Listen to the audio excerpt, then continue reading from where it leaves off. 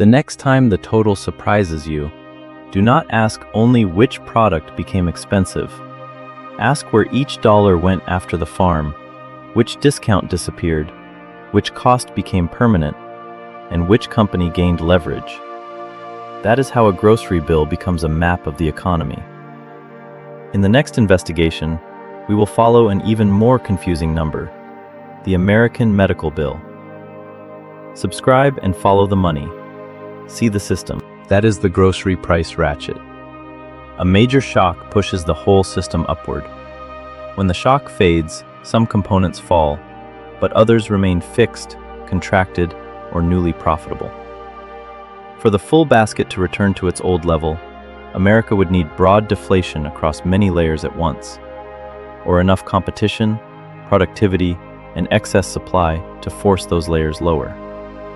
Slower inflation alone was never designed to create that reset. So who wins? There is no single answer. Farmers can face volatile commodity prices. Workers receive wages but absorb rising living costs. Processors and distributors protect margins where they can. Large retailers gain bargaining power that smaller stores lack. Households pay the final total and perform the substitution. The system is not one villain adding one markup.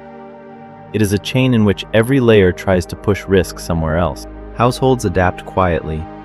They change stores, switch brands, buy smaller packages, replace fresh items with frozen ones, wait for promotions, or leave something behind. The bill may stop rising as quickly, not because the old price returned, but because the cart changed. This is the hidden adjustment inside inflation statistics. Consumers often surrender quantity, convenience, preference, or time before the total at checkout finally looks stable. That is why the official average may not feel like your checkout. A 2026 Federal Reserve study found that in 2022, households in the top 10th of grocery inflation experienced a rate 7.4 percentage points higher than households in the bottom 10th. The difference came partly from what each household bought. A family purchasing beef, eggs, formula, or specialty foods can live through a different inflation story than the national average. None of this means every grocery price moves in only one direction. Egg prices can drop when flocks recover. Coffee can fall after a supply shock eases. Produce changes with weather and harvests. In 2026, USDA expected egg prices to decline sharply, even as fresh vegetables and several beverage categories remained under upward pressure. Individual products can reverse. The entire household basket rarely reverses at the same time. And not every higher price can be explained by higher operating cost alone. The FTC reported that food and beverage retailer revenues rose to more than 6% above total costs in 2021, then reached 7% in the first 3 quarters of 2023. That does not prove one company caused grocery inflation. It does show that, during the disruption, parts of the industry did more than merely pass higher costs through unchanged. During the pandemic disruption, the FTC found that some large purchasers enforced strict delivery requirements and threatened suppliers with fines. In some cases, suppliers favored those buyers when products were scarce. The advantage was not just getting a lower price. It was staying stocked while smaller competitors faced empty shelves. A supply shock can therefore do more than raise costs. It can strengthen the position of firms already large enough to demand priority. The FTC also found that retailers built around temporary promotions were affected differently from companies using an everyday low-price strategy. That distinction matters. A grocery price is partly a negotiation between manufacturers, distributors, and retailers. When promotional funding is cut, one store may lose a familiar discount, while another keeps a steadier wholesale arrangement. Two shoppers can buy the same product and experience two different versions of inflation. There is another layer hiding in plain sight: promotions. Many shoppers remember not only the list price, but the sale price, the weekly discount, the coupon, the 2-for-1 offer. The Federal Trade Commission found that manufacturer promotional spending fell when products were in short supply.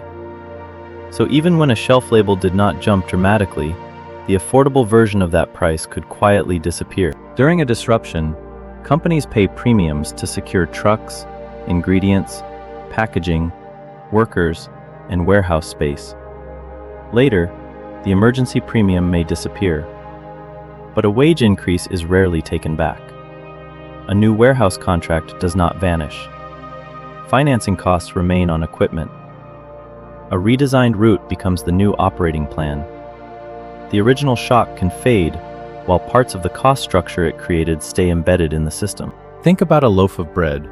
Wheat leaves a farm, moves to storage, enters a mill, becomes flour, reaches a commercial bakery, goes into printed packaging, rides through a distribution center, and finally occupies shelf space under bright lights. The farm commodity matters, but so do fuel, labor, machinery, financing, refrigeration, rent, and waste.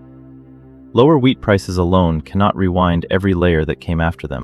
Inside that system are processors, packaging plants, refrigerated warehouses, wholesalers, truck fleets, store employees, electricity, insurance, commercial rent, spoilage, advertising, payment fees, and profit.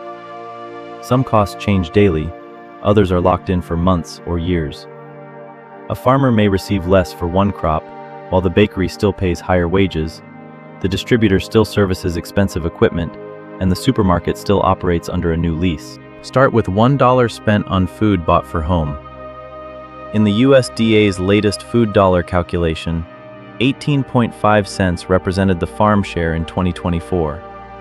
The remaining 81.5 cents was the marketing share, the value added after the farm gate.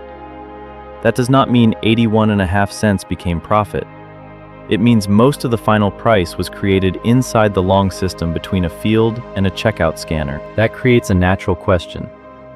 If shipping improved, shelves refilled, and many emergency shortages ended, why didn't the old price return? Because a grocery price is not a spring waiting to snap back. A shock travels through a network. By the time it reaches the checkout, it has changed contracts, wages, packaging orders, warehouse capacity, delivery routes, promotions, and the expectations of every company along the way. Between January 2020 and January 2023, food at home prices rose 24%, according to the U.S. Department of Agriculture. Then the increases became smaller. Food at home rose 1.2% in 2024 and 2.3% in 2025.